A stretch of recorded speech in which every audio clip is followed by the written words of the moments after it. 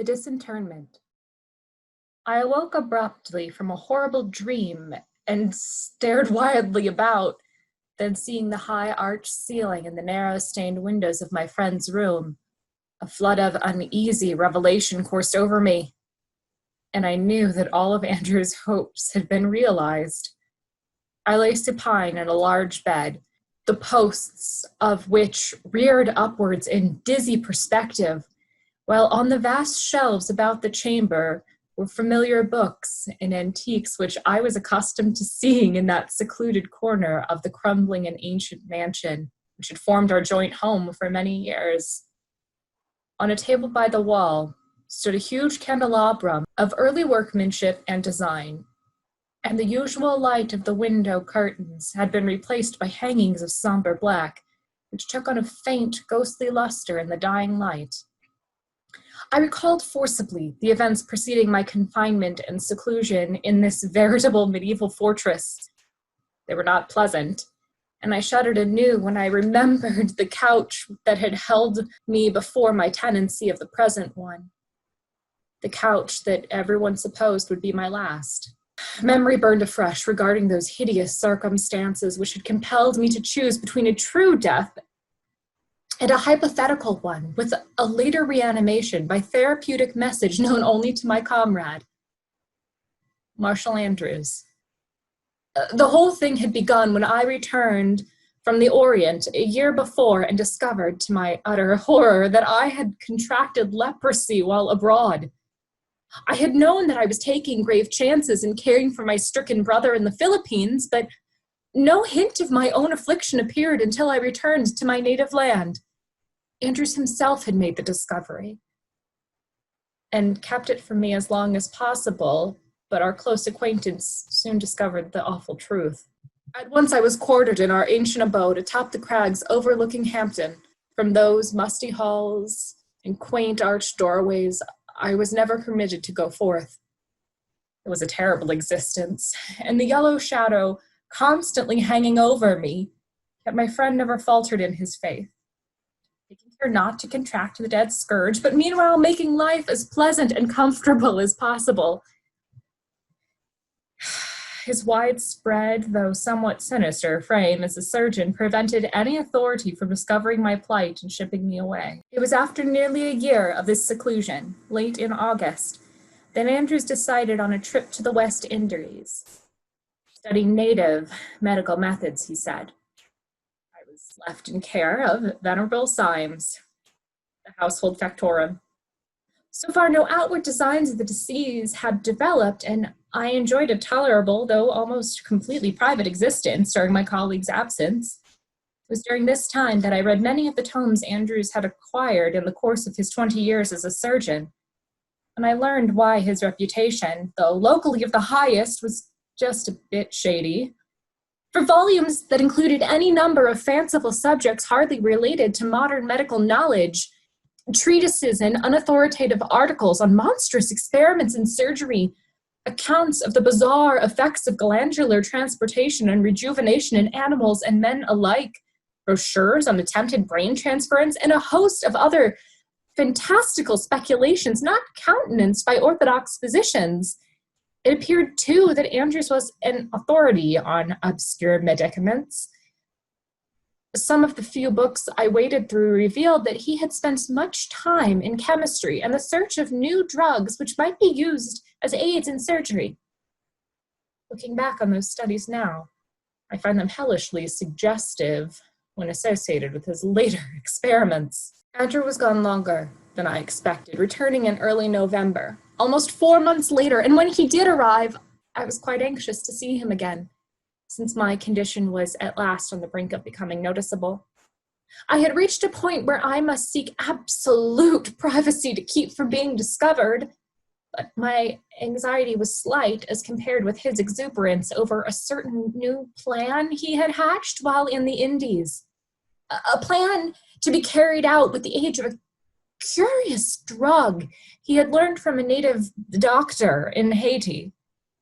When he explained that his idea concerned me, I became somewhat alarmed, though in my position there could be little to make my plight worse. I had indeed considered more than once the oblivion that would come with a revolver, or the plunge from the roof onto the jagged rocks below. On the day after his arrival in the seclusion of the dimly lit study, he outlined the whole grisly scheme. He had found a drug in Haiti, the formula for which he would develop later, which induced a state of profound sleep in anyone taking it, a trance so deep that the breath was closely counterfeited with all muscular reflex, even the respiration and heartbeat completely stilled for the time being. Andrews had, he said, seen it demonstrated on natives many times. Some of them remained somnolent for days at a time, wholly immobile, and as much like death as death itself. This suspended animation, he explained further, would even pass the closest examination of any medical man. He himself, according to all known laws, would have to report as dead a man under the influence of such a drug. He stated, too, that the subject's body assumed the precise appearance of a corpse, even a slight rigor mortis developing in prolonged cases. For some time, his purpose did not seem wholly clear, but when the full import of his words became apparent, I felt weak and nauseated. Yet, in another way, I was relieved, for the thing meant at least a partial escape from my curse, an escape from the banishment and shame of an ordinary death of the dreaded leprosy. Briefly, his plan was to administer a strong dose of the drug to me and call the local authorities, who would immediately pronounce me dead and see that I was buried within a short while. He felt assured that with their careless examination, they would fail to notice my leprosy symptoms, which in truth had hardly appeared. Only a trifle over 15 months had passed since I had caught the disease, whereas the corruption takes 7 years to run its entire course. Later, he said, would come a resurrection. After my internment in the family graveyard, besides my century dwelling and barely a quarter mile from this ancient pile, the appropriate steps would be taken. Finally, when my estate was settled and my decease widely known, he would secretly open the tomb and bring me to his own abode again, still alive, and none the worse for my adventure. It seemed a ghastly and daring plan, but to me it offered the only hope for even a partial freedom, so I accepted his proposition, but not without a myriad of misgivings. What if the effect of the drug should wear off while I was in my tomb? What if the coroner should discover the awful ruse and fail to inter me? These were some of the hideous doubts which assailed me before the experiment. Though death would have been an easy release from my curse, I feared it even worse than the yellow scourge. I feared it even when I could see its black wings constantly hovering over me. Fortunately, I was spared the horror of viewing my own funeral and burial rites. They must, however, have gone just as Andrews had planned, even to the subsequent disinterment, for after the initial dose of the poison from Haiti, I lapsed into a semi-paralytic state, and from that to a profound night-black sleep. The drug had been administered in my room, and Andrews had told me before giving it that he would recommend to the coroner a verdict of heart failure due to nerve strain. Of course, there was no embalming, Andrews saw to that, and the whole procedure leading up to my secret transportation from the graveyard to his crumbling manor covered a period of 3 days. Having been buried late in the afternoon of the 3rd day, my body was secured by Andrews that very night. He had replaced the fresh sod just as it had been when the workmen left. Old Symes, sworn to secrecy, had helped Andrews in this ghoulish task. Later, I had lain for over a week in my old familiar bed. Owing to some unexpected effect of the drug, my whole body was completely paralyzed. So I could only move my head, only slightly. All my senses, however, were thoroughly alert, and by another week's time, I was able to take nourishment in good quantities. Andrews explained that my body would gradually regain its former sensibilities, though owing to the presence of leprosy, it might take considerable time. He seemed greatly interested in analyzing my daily symptoms, and always asked me if there was any feeling in my present body. Many days passed before I was able to control any part of anatomy, and much longer before the paralysis crept from my enfeebled limbs so that I could feel the ordinary bodily reactions. Lying and staring at my numb hulk was like having it injected with perpetual anesthetic. There was a total alienation that I could not understand, considering that my head and neck were quite alive and in good health. Andrews explained that he had revived my upper half first and could not account for the complete bodily paralysis, though my condition seemed to trouble him little, considering the damnable interest he had centered upon my reactions and stimuli from the very beginning. Many times during lulls in our conversation, I would catch a strange gleam in his eyes as he viewed me on the couch. A glint of victorious exhalation, which, queerly enough, he never voiced aloud, though he seemed to be quite glad that I had run the gauntlet of death and come through alive. Still, there was that horror I was to meet in less than 6 years, which added to my desolation and melancholy during the tedious days in which I awaited the return of normal bodily functions. But I would be up and about, he assured me, before long, enjoying an existence few men had ever experienced. The words did not, however, impress me with their true and ghastly meaning until many days later. During that awful siege in bed, Andrews and I became somewhat estranged. He no longer treated me so much like a friend as an implement in his skilled and greedy fingers.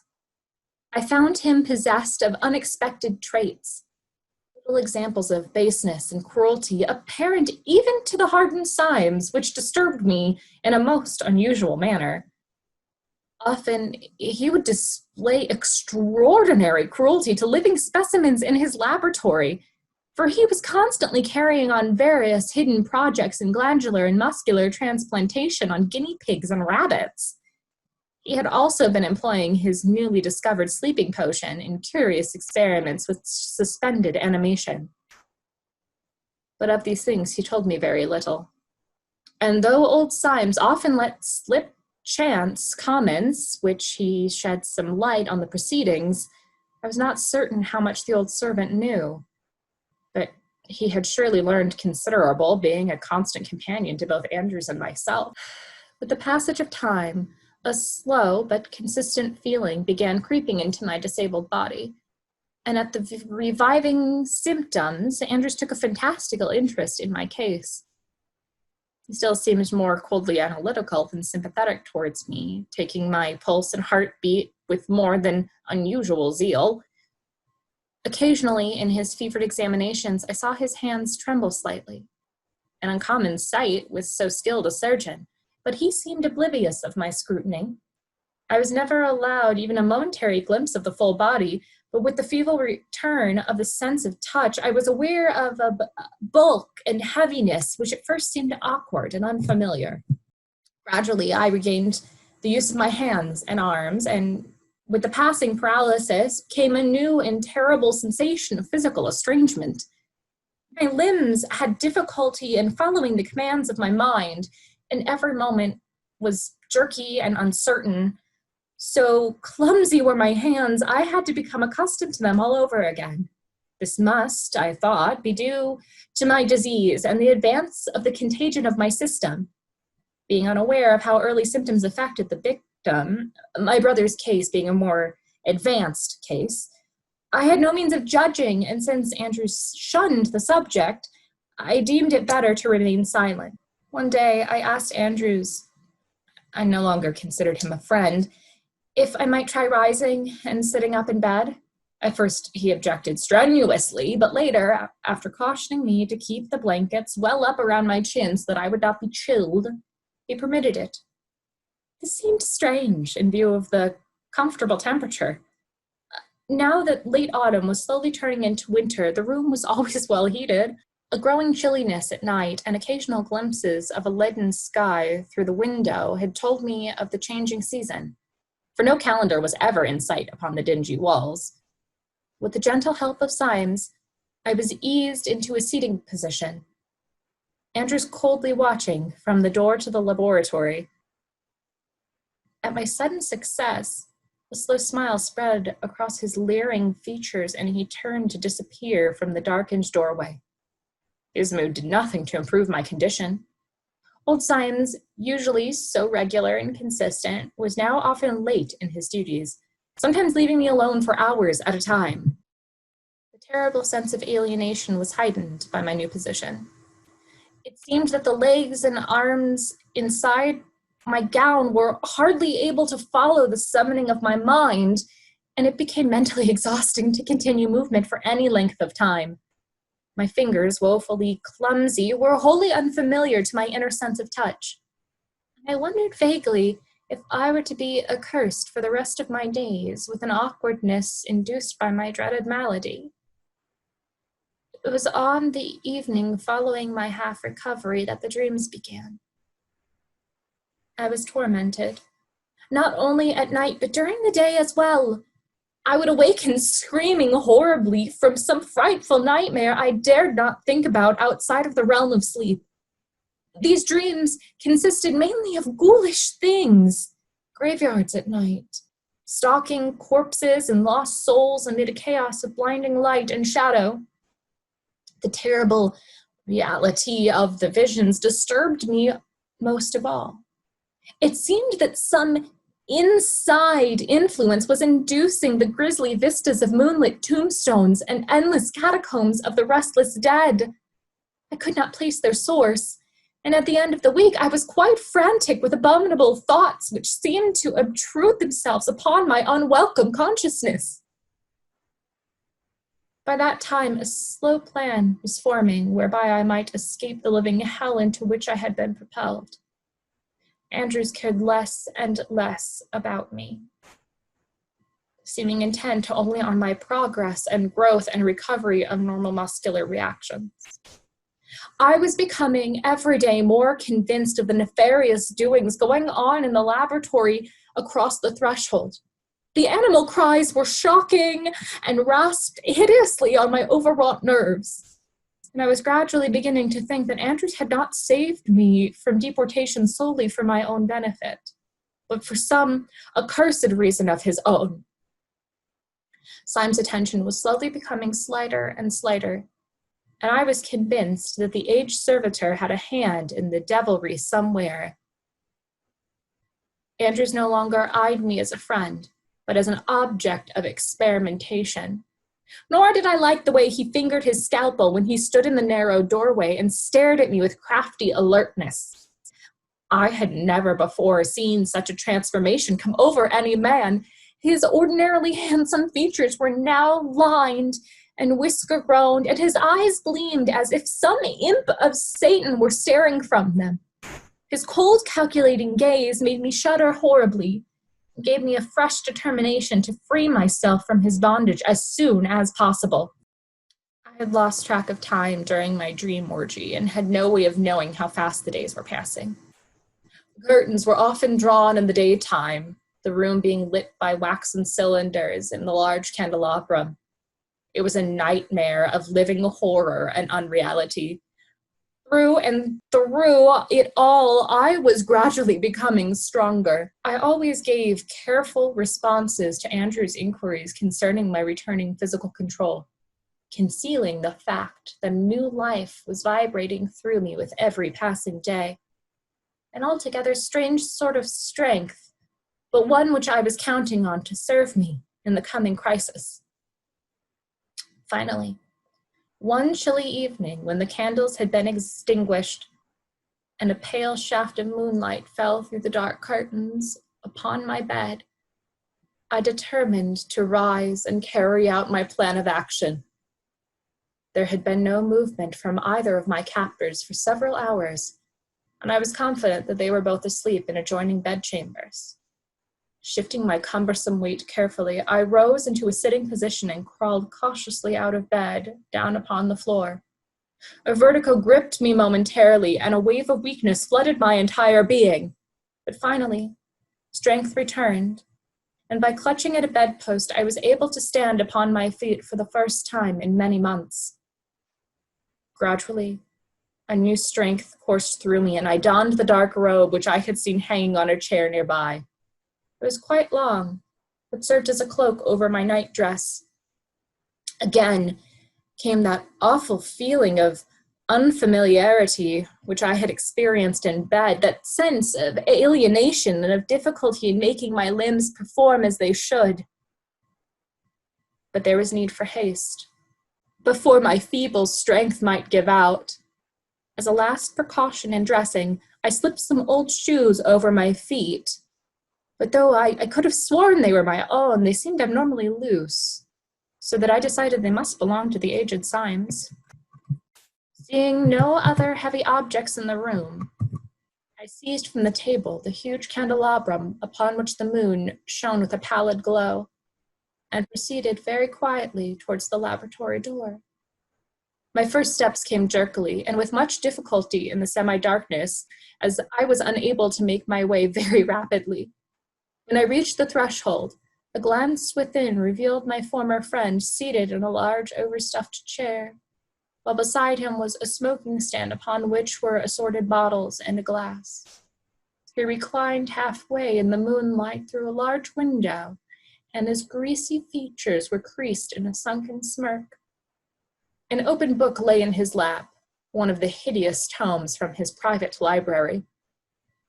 For a moment, I gloated over the prospect before me, and then, stepping forward suddenly, I brought the heavy weapon down upon his unprotected head. The dull crunch was followed by a spurt of blood, and the fiend crumpled to the floor, his head laid half open. I felt no contrition in taking the man's life in such a manner. In hideous, half-visible specimens of his surgical wizardry scattered around the room in various stages of completion and preservation, I felt there was enough evidence to blast his soul without my aid. Andrews had gone too far in his practices to continue living, and as one of his monstrous specimens, of that I was now hideously certain. It was my duty to exterminate him. Symes, I realized, would be no such easy matter. Indeed, only unusual good fortune had caused me to find Andrews unconscious. When I finally reeled up to the servant's bedchamber door, faint from exhaustion, I knew it would take all of my remaining strength to complete the ordeal. The old man's room was in utmost darkness, being on the north side of the structure, but he must have seen me silhouetted in the doorway as I came in. He screamed hoarsely, and I aimed the candelabrum at him from the threshold. I struck something soft, making a sloshing sound in the darkness, but the screaming continued. From that time on, events became hazy and jumbled together. But I remember grappling with the man and choking the life from him little by little. He gibbered a host of awful things before I could lay hands on him, cried and begged for mercy from my clutching fingers. I hardly realized my own strength in that mad moment, which left Andrews's associate in a condition like his own. Retreating from the darkened chamber, I stumbled for the stairway door, sagged through it, and somehow reached the landing below. No lamps were burning, and my only light, a flittering of moonbeams coming from the narrow windows in the hall. But I made my jerky way over the cold, damp slabs of stone, reeling from the terrible weakness of exertion, and reached the front door after ages of fumbling and crawling about in the darkness. Vague memories and haunting shadows came to taunt me in that ancient hallway. Shadows once friendly and understandable, but now grown alien and unrecognizable, so that I slumped down the worn steps in a frenzy of something more than fear. For a moment, I stood in the shadow of the great stone manor, viewing the moonlit trail down which I must now go to reach my home of my forefathers, only a quarter of a mile distant. But the way seemed long, and for a while I despaired of ever traversing the whole of it. At last, I grasped a piece of dead wood as a cane and set out down the winding road. Ahead, seeming only a few roads away in the moonlight, stood the venerable mansion where my ancestors had lived and died. Its turrets rose spectrally in shimmering radiance, and the black shadow cast on the belittling hillside appeared to shift and waver as if it belonged to a castle of unreal substance. There stood the monument of half a century, a haven for all my family, old and young, which I had deserted many years ago to live with the fantastical Andrews. It stood empty on that fearful night, and I hope it may always remain so.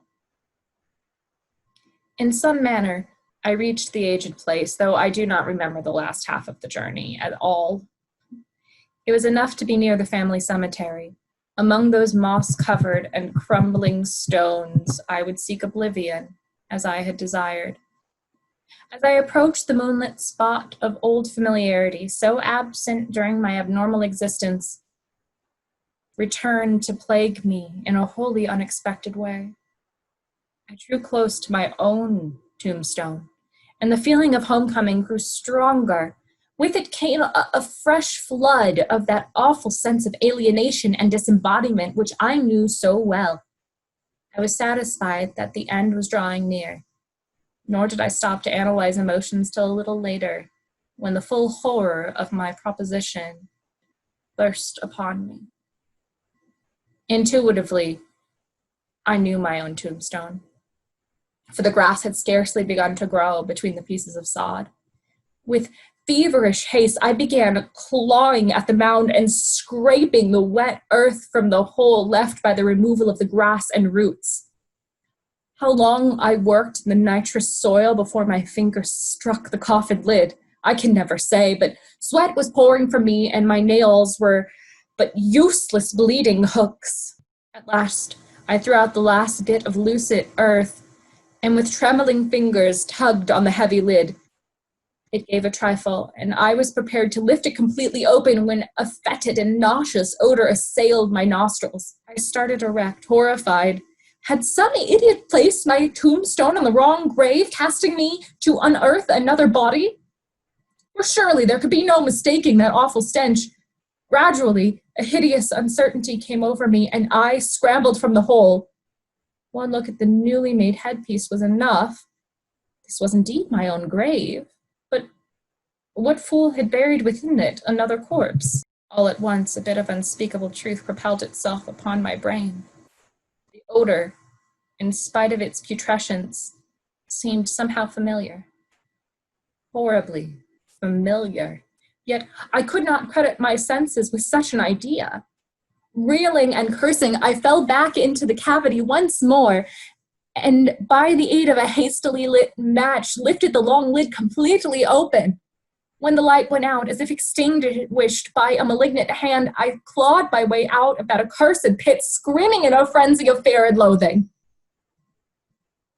When I regained consciousness, I was lying before the door of my own ancient manor, where I must have crawled after that hideous rendezvous in the family cemetery. I realized that dawn was close at hand and rose feebly, opening the aged portal before me and entering the place which had known no footsteps for over a decade. A fever was ravaging my weakened body so that I was hardly able to stand. But I made my way slowly through the musty, dimly lit chambers and staggered into my own study, a study I had deserted many years before. When the sun had risen, I shall go to the ancient well beneath the old willow tree by the cemetery and cast my deformed self into it. No other man shall ever view this blasphemy which has survived life longer than it should have. I do not know what people will say when they see my disordered grave, but this will not trouble me if I can find oblivion from that which I beheld amidst the crumbling moss-crusted stones of the hideous place. I now know why Andrews was so secretive in his actions, so damnably gloating in his attitude towards me after my artificial death. He had meant me for a specimen all that time, a specimen for his greatest feat of surgery, his masterpiece of unclean witchery, an example of perverted artistry for him alone to see. Where Andrews obtained that other with which I lay accursed in his moldering mansion, I shall probably never know. But I am afraid that it was brought with him from Haiti, with his fiendish medicine. At least these long, hairy arms and horrible short legs are alien to me, alien to all natural and sane laws of mankind. The thought that I shall be tortured with that other during the rest of my brief existence is another hell. Now I can but wish for that which once was mine, that which every man blessed of God ought to have at death, that which I saw in that moment in the ancient burial ground when I raised the lid on the coffin, my own shrunken, decayed, and headless body.